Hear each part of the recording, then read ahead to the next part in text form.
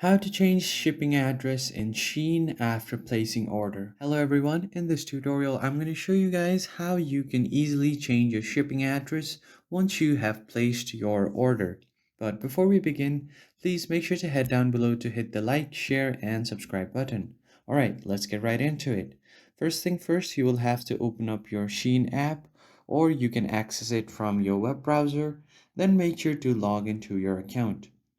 Once you log in, what you have to do is tap on this Me section at the bottom right corner, which will take you to your profile. Now, if you have placed any orders, it will show up on My Orders right here.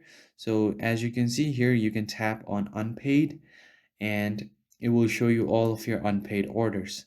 Now, all you have to do here is tap on edit address. So you have to know that you can only edit address on the orders that that the product that is on the processing or that you have just placed orders. So you can tap on edit address and it will pop up all of this information right here.